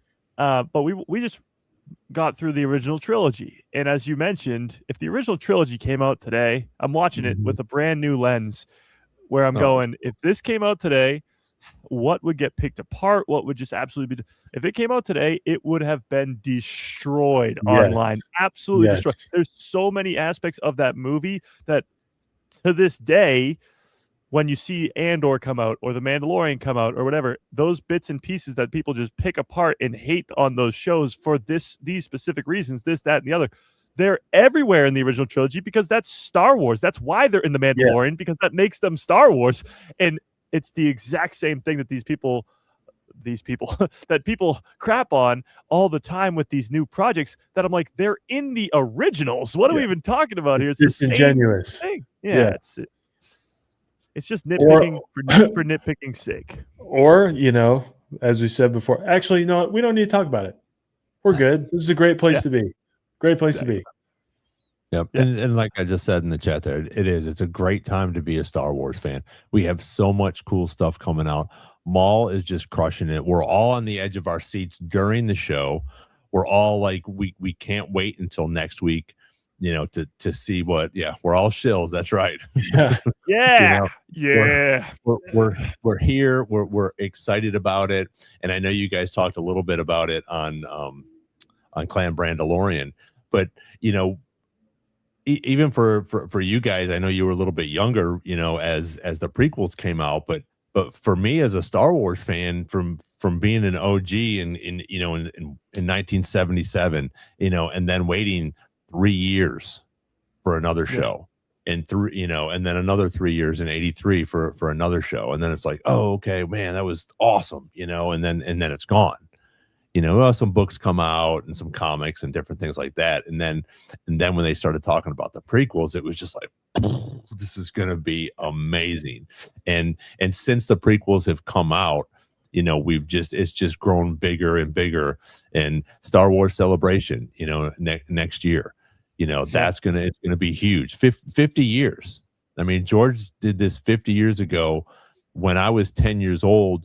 You guys weren't even born, and we can sit here on this podcast and have a great conversation about it and all have our own opinion, but have a positive opinion about it, you know, and just because, you know, maybe my favorite movie isn't, you know, The Last Jedi, I still enjoyed the sequels, everything that they had and everything that it went back to Easter eggs and refers back to the originals. That's what makes it fun for me. That's why I love all the stuff that's coming out with now, because it's just so much fun. They're expanding on these characters, and like you said, Mike, if that was to come out now, people would be, you know, oh, you know, she kissed her. I mean, they talk about that now. She kissed her brother and this and that. You know, it's like, okay, we need to get over those things. You know, there's some things that we just need to look a little bit past to continue to have this unbelievable Star Wars experience that everything is coming out. Yeah, not really what I was getting at, but yes, the whole kiss the sister thing is just true. No, you're absolutely right though on all other things, I suppose. To your point though, like the coolest part of all this, and yes, the age gap between all three of us here today, and you look in the chat, people tuning in from all across the world because it Star Wars just defies all boundaries of everything. Like everybody loves Star Wars just for different reasons. They love different projects, whatever, but they all have the similar thing of loving Star Wars. So I love to do this. Tell me in the chat where you guys tuning in from today. Just around the world. You don't have to say your address, but be a little broad. Yeah. Be a little broad. So, and then the other thing I was going to say too was, now I completely forget what the other thing I was going to say was. Well, there's 18 people on here. Train of thought. There's, I might please, be on train of thought. Yeah, that would be cool. If there's 18 people on here, just let us know. You don't the state, the country, or wherever you're at. We would love to find out where you're at. Nick and I are actually in Nashville, and Yes. Derek is, when he's here, he's in Des Moines, Iowa, and Mike's in Boston. Obviously, that's why we're flying everybody up there. So, Well, and look at this. I mean, from all over the world. So. Go ahead, Mike. I know So you. I remember now. I remember my train of thought. So as I'm watching through, I had this thing where I was like, maybe I'm crazy. Maybe my love for Star Wars is just absolutely on a delusional level, and maybe that's still true. However, as I'm watching through all these projects with Sam, somebody who has never seen any of it and is not as involved in the fandom as we are, as I'm watching it, I guess through her eyes. In every single project we watch, the Acolytes, with the Ewoks in Return of the Jedi, with Andor, she has heard me talk about all these projects when they came out. I guess not Return of the Jedi because I wasn't alive, but Andor and the Acolyte, and me over and over again telling her how much it's getting crapped on and people calling it Bore and all these other things. So as we're watching all these projects, she just keeps turning to me and going, people didn't like this, and I was like, it's crazy, right? It's absolutely insane. So I guess the solidification of me not being crazy and her agreeing that this is really good, and she's like, how do people hate this? She said it with Rebels, she said it with Andor, she kept saying it with Andor because she's like, this is so good. She said it with the Acolytes, of course. Just things that I said that people didn't really Kenobi, because Kenobi got a lot of crap. Just things that people didn't really like. I was just like, come on. Yeah, that's crazy.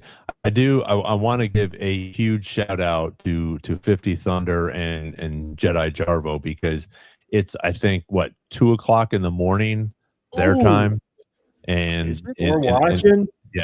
And they're on here. So thank you guys so much for being on here. I know Mike says earlier, and I think it was I think 50 Thunder said something yesterday. He's like, you need to come on earlier for our people, which I would love to, but there's so many Star Wars podcasts out there. Mike's got that afternoon tied up, and I try to get on there as much as I can and throw my comments in, and was lucky enough to get on there yesterday so we could do our was it yesterday to do our announcement? Yeah. So you guys, thank you so much, because you guys are here pretty much. I know on our Jedi podcast, you guys are here pretty much every week. So thank you guys for doing that. Yeah, 2:33 a.m. here. So appreciate you guys. I'm gonna have. I know this is Ron's show, so I probably shouldn't do this, but no, don't listen to him. Go to sleep. Go to sleep. This is you go can to watch bed it tomorrow. Yeah, I watch promise. on the playback. Yes. But please make comments too, because I always go through and look at all the comments and stuff. And it was funny. You were talking about the comments and I know we're sort of a little bit off of topic here, but we're still talking about Star Wars. My $2 billion prediction, I put that up there, and I mean, people are just tearing me up. Wanting to know how I know math and the calculations and this and that. And it's my opinion. And you know what? If it doesn't make $2 million, it's okay. It's okay. Yeah. It's not okay if it doesn't make $2 million. I'm going to laugh at you. And if it doesn't, then you can laugh at me.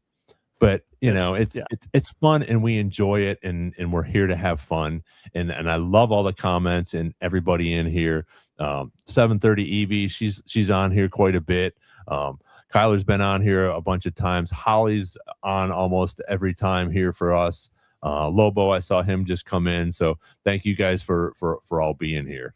It's just such a fun time for us to come on. And the cool part too, I think, and I don't think they're on here tonight, but Nick's mom and dad are fans, and they're on here quite a bit. Almost every time. Which is really cool as well. Almost every time. Yeah. Hey, Star Wars is generational. Right, what do you guys think, Ron? Absolutely. Ron and Mike? What do you guys think about fielding a few chat questions before we get out of here? Absolutely. Yeah. I'll do the first one. Do we have some in there? Or do we want to? We have for sure one, and if people want to start putting them in, maybe we'll pop up a couple. A little Q&A. I like it. Yeah. So we have Cade and N6. We did talk about this earlier. Oh, yeah. Do we think the Mandalorians will betray Maul, gentlemen? What do we think? Yes. Oh, no, yes. I don't. You think so, Mike? Yeah. Okay. Definitely. I don't know if they'll betray him. They might pull out, and maybe that's the same as betray. But when I think of betray, I think of like backstabbing or, possibly jumping to the other side or something like that. I think they might bail out. But I also am under the impression that they might not get a chance. They might not make it. Yeah. So I think that's a possibility. I think Mandalorians are generally somewhat smart, right? And I think they've been around Maul for a while and know that leaving to Maul is betrayal. So they might have to act. They might have to draw first if they're going to get out. If that makes sense, which probably won't go well. So, yeah, I just think all of this comes from that one scene in episode 5, and they put that in there for a reason. So whether they succeed in stabbing him in the back or don't, or they just die from somebody else, I don't think the Mandalorians are going to have a very happy ending when it comes to this show. Those two dudes talking to Rook Cast might just be a story vehicle for letting us know that Rook Cast is conflicted. Because later on in the episodes, every time she talks to Maul, she seems a little, we see her for 1 second more than we usually do, like a little thing. So, yeah, she's sort of. We have a whole future for that character that we're kind of planning on, right? Thinking we'll learn more about her. I don't think that means she's the armor or anything like that, but could be, or it could be involved. We've got a whole freaking movie about Mandalorian somehow. So. Yeah, we just got introduced to the armorer in Mando season 1 as we're watching it, and Sam goes, "Who is that?" I said, "Great question." That's a great question.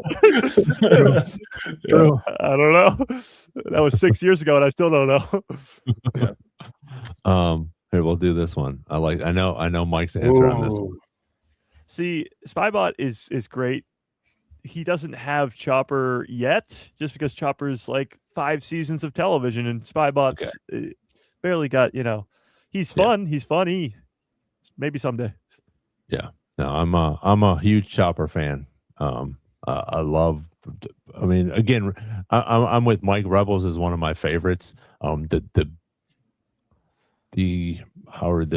way that they brought all those characters in from we didn't have any of those characters. I mean, Ahsoka comes in, but the Ghost Crew, the way that they brought that storyline in there, and all of those characters are freaking awesome. Again, when Kanan goes, it's just it's heartbreaking. But yeah, for me, Chopper. If you put R2 and Chopper up there, I'd have to. I don't know who I would go with, because I like Chopper that much, but R2's the GOAT. I think he's been from beginning to end. But for that right now, I think Spybot's cool. I think that hopefully he'll stick around for the next couple of seasons, and I think he will. But Chopper's my guess, right, or my answer. Yeah, Chopper has sort of the unfair, longevity stats on Spybot. Yeah. He's just been in it more, and Yeah. we care about him more. Spybot also is technically a villain, right? So it's like we're gonna have fun with Spybot, but we care about Chopper, you know. True. But I do love, like, I would have never. I loved in like the first episode when Maul pets Spybot. Like, I would have never called Maul like petting a droid, like I loved that. I don't know why it's so weird. It's like an evil person with a cat, Yeah, like, yeah. I never would have called that, and I loved that. So I feel like Spybot could grow on me even more. It's just is an unfair experience thing for Chopper. I mean, we all really care about him, and Chopper is crazy. Spybot's crazy, but Chopper is nuts. R2's not nuts. R2's like, he's sensible, badass. Yeah. But well, what I like about Spybot too, and somebody 50 Thunder just brought it up too, a Lego for Spybot would be awesome. Just toys for Spybot would be awesome too, because he's sort of a completely new design of a droid. Like, Chopper is very much of the R2D2 astromech tree, I guess, of Star Wars droids. Spybot is this new UFO looking, like, the toys for him are going to be really cool. Spybot has already been very prolific in this show, like a huge advantage for everyone involved on his side. Not that Chopper isn't, but Well, and his name is very spot on. I mean, he's spying. He's spying every episode. Yep. Yeah. Do you think Rook Cast will die? Caden asks. Well, not if she's the armorer. But if she dies, then we'll be like, okay, well, she's not the armorer. Yeah. I don't think they will. My two reasons are I think this character is going to continue to be Rook Cast. I don't think that she will become the armorer, but my second reason is because you don't bring in someone like Vanessa Marshall to voice her and then kill her off. And we already have Emily as the armorer, which I think if that were the case, they might have done something different for the armorer, or maybe had her talk a little bit different. So that's my opinion on that. I don't think that she's an armorer. I think she's a cool character. I love the way that Vanessa brings her to life in this. But I don't think she's gonna die either, especially not this first season. I think that we could possibly see her leaving or dying in season 2 or 3, because as we know, Maul's by himself, once he gets to Dathomir. So that's my opinion on that one. Well, it would be great too if I know we don't want Rook Cast to die or anything, but the Mandalorians, Icarus and Scorn, like Rook Cast, those characters, I suppose, are not with Maul in Rebels, and to our knowledge, they're not with Maul in Solo: A Star Wars Story. So it wouldn't be that crazy to think, come the end of this season or next season, that Vader or Inquisitors, somebody comes in and just kills all of Maul's people, like the Mandalorians and Icarus and Scorn in Rook Cast, and then Maul has to go to, like Nick was saying earlier, just become the leader of the Crimson Dawn, and then have the Crimson Dawn as his sort of people. And what happens with Devon Izara, we don't know, but then he has Kira as an apprentice too. So it just, a lot of it is, in a show about Maul, you'd think you kind of know what's going to happen because you know where his story ends. You don't. We don't know what happens to 90% of these characters, except for Maul. Yep. How about this one? What will we call Two Boots next week from Chopper Base? We'll call him Barefoot. I do like the implication of the question. I'm not sure if this was the intention, but if he keeps the boots on, he's on Lawson's side. If he doesn't, so what will we call him next week? I think implies, what is he going to do? You know? Well, it would be funny because in episode like 2 or 3, we saw him get like an action scene when he was chasing down Rook Cast. and he was like doing these crazy flips and everything. If he took the boots off and then he just started like slipping everywhere, like he's like not as good anymore. Yeah, What do you I think that'll be interesting because I think the way, like you said, that, and not that he has facial expressions, but the way that they made, that droid look when he was like, get rid of them boots. He was like, excuse me, what? So I think that is the catalyst where it's going to be, like you said, if we don't see him without, if he takes him off, then he's going to I think he's going to continue on his path of just being programmed the way he is, and he has to do what he has to do. But I think he realizes now that what the Empire is all about and what Brandon Lawson was talking about and why he didn't want them there. So my theory on that is that he's going to be like, you know what, F the Empire. Sorry I brought him in here, but let's go kick some ass now. Yeah. How about Holly? Do we think Vario will be loyal to Maul because he let him live?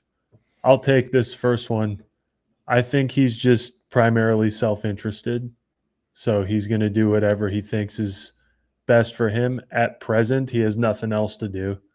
So, and nowhere else to go, especially with the Empire being there, as Maul pointed out to him.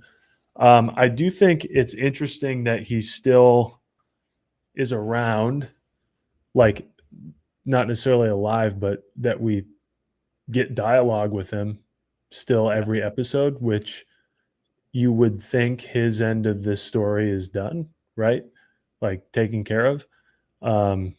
He connected him to the Pikes, got what he wanted. Maul's done with him. I think there's more coming, especially with what Mike was just saying about whatever happens with this like leftover Shadow Collective and how he links up with Crimson Dawn. Like we still have a lot of like crime network stuff to get through, and we're still on, Inquisitors and Devin and Uncle Docky and Brendan Lawson. So yeah. Well, to that point too, I think these characters, these new characters like a Vario and Brandon Lawson, they are going to be important since they're kept around. Like, I don't think Vario's being kept around for no reason. I think he'll actually play a big role in these last 4 episodes, whatever it may be. They didn't just keep him alive because they could have easily killed him off in 10 different ways, but they're definitely keeping him around and giving him lines. Like you said, in episode 5 or 6, one of those episodes, he had a line to Maul and he's like, can I go free now? He's like, yeah, you're free, but whatever. So I think they're keeping him around for a bigger purpose. I just don't know what that is yet. Yeah. And Holly's follow-up was, she said, so he'll be loyal to whoever's winning. I think that's kind of his vibe. Yeah. Like DJ from The Last Jedi. Yeah. Whoever's got the best deal. Yeah. Yeah. That was fun. I liked that.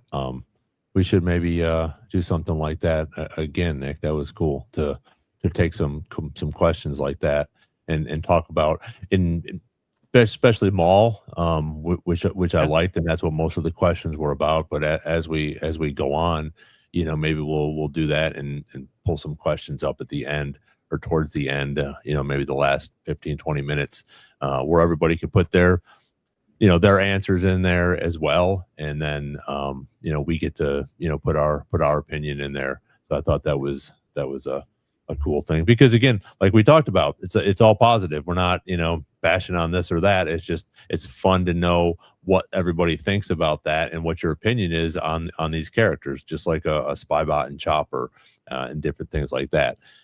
So I do want to say that I forget who it was. Somebody wanted to know if anybody had cats. and in the chat there was a couple people that had them. I love cats. I had 2. Unfortunately, they passed away a few years ago, but cats are cool as shit too. So, but we have 2 dogs now, but a couple people in here had some cats. So maybe you could, I don't know how, or Jarva, I don't know if I can do call-ins yet. I am not as big as Mike yet.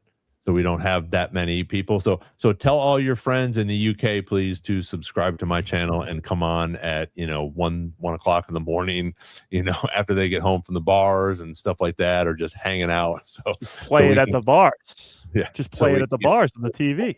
Yeah, there you go. So, but well, yeah, hopefully you'll go up by millions of subscribers tonight, because Steve, you have a mission. You have to get every single person in the entire United Kingdom to subscribe to this channel. Yes.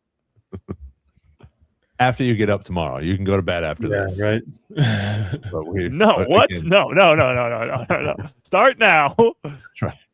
What time do the bars close over there? Are they closed already? So, and we're at an hour and 50. So, thank you guys again, all of you guys that are still on here. Appreciate it. I know it was fun to have Austin on here again with his little funny quirks. He likes to come in once in a while. He's Nick's buddy, so appreciate him coming in. He's in Minnesota, so he must have he's got a newborn, so he did not say where he was from. But I thought it was cool that everybody, thank you for putting in what city or state or country that you're in, and really appreciate you guys tuning in to us. Again, tomorrow, 2 o'clock Eastern time, A Guy Who Loves Star Wars. I'm sure there'll be some new trailers and a bunch of new cool stuff that Mike will be talking about. Please reach out. Make sure that you guys are subscribed to both of our channels, and reach out to one or both of us in reference to a free flight up to Boston, and then a free ticket to do a live in-person watch of Mandalorian and Grogu. Mike will, so Saturday you'll do predictions for Maul, right? Because you got tomorrow and then Saturday, so that'll be fun. Jan's in from Toronto, so that's pretty cool. There you go. Nice. Jan, start driving now. You'll make it. Toronto's not too far from Boston. You got to sort of go up a little bit. I actually grew up in Rochester, so I'm very familiar with Toronto and Mississauga and some of those places around there. So, but again, thank you guys so much for being on here Wednesday nights, 7 o'clock. We appreciate everybody joining in. Again, subscribe, hit the like button if you haven't already, so we can just keep on going. Appreciate Derek coming. Hopefully we'll get some really cool pictures and some cool videos from Derek next week while he's live. Mike will probably be talking about the thing. Well, if it drops at 3 tomorrow, you'll probably talk a little bit about the Disney, the ride and stuff like that, which will be awesome. So, I can't thank everybody enough. Me and Nick love having everybody here. I'm so glad that Mike's able to join us most of the time, almost every week now. So, yeah, that's it. What do you, anything to, I know. So thank you guys so much for being here, and we will see you. Anybody, you guys got anything to say before we get out of here? Tune in to Mike tomorrow. Oh yeah. Yep. And get back here same time, 2:30 in the morning next week on Wednesday. Yeah. If you're in the UK with all of your friends. Okay. Everybody in the UK, yeah. That's right. Tall order, but we can make it happen. Yes. So I'm gonna do this tonight. So thank you guys for being here. May the force be with you, and we'll see you on the next Star Wars Jedi Chat.